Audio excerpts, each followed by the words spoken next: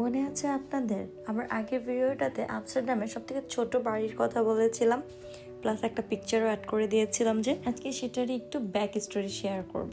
Basically আমস্টারডামে কানালের পাশ দিয়ে বা বেশ কিছু এরিয়া আছে যেগুলি খুবই নির্দিষ্ট যে ওই এরিয়াগুলিতে কারা থাকবে। লাইক কিছু এরিয়া আছে যেখানে হচ্ছে আপনার ধনীরা থাকবে, তারপরে কিছু এরিয়া আছে যেখানে যে না ধনীর থেকেও ধনী, মানে খুব বেশি ধনী লোকেরা থাকবে। আমস্টারডামে কিন্তু অনেক কিছুর উপরেই ট্যাক্স নেই অন্যান্য ইউরোপিয়ান কান্ট্রিগুলির মতো, বাট ওইখানে সব থেকে এক্সপেন্সিভ হচ্ছে বাড়ি করা, অনেক বেশি খরচ হয়। এর জন্য দেখবেন আমস্টারডামের মোস্ট অফ দি বাড়ি কিন্তু অনেক সরু সরু হয়ে থাকে আর একটা গায়ের সাথে একটা লাগানো থাকে, সো দ্যাট এরা সাপোর্ট পায়। সো ওইখানকার ধনী ব্যক্তিরা কে কত ধনী এটা বোঝানোর তাদের একমাত্র ওয়ে হচ্ছে তাদের বাড়ি, মানে তাদের বাড়িটা কোন এরিয়াতে, কতটুকু আয়তন নিয়ে, দেন হচ্ছে কি কি ম্যাটেরিয়াল দিয়ে সেটাকে ডেকোরেশন করা হয়েছে, এগুলি দেখলেই বোঝা যায়।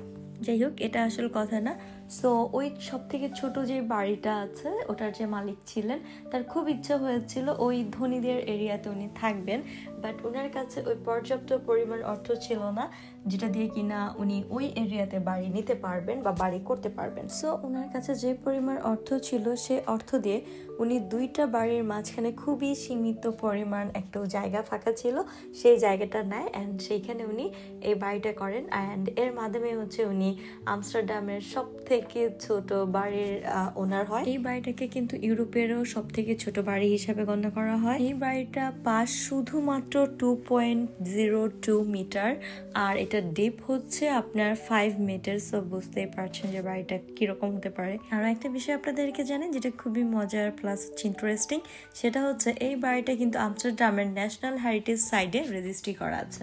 2014 সাল থেকে এখানে হেড ক্লে ইনস হুইস নামে একটি চা এবং সিরামিকের দোকান রয়েছে, যার নিচতলাটা হচ্ছে দোকান আর উপরের তলায় হচ্ছে মানুষজন বসে খাওয়া দাওয়া করে আর কি। তার মানে হচ্ছে এটা এখন আর বাড়ি হিসাবে ব্যবহৃত হয়। অ্যানাদার ইন্টারেস্টিং থিং ইজ, যদি আপনি ওখানে বসে চা খেতে চান আপনার কিন্তু আগে থেকে বুকিং করতে হবে। এটা ছাড়াও আমস্টারডামে আরো 2টা সরু বাড়ি আছে, বাট এটাই সব থেকে বেশি সরু ছিল।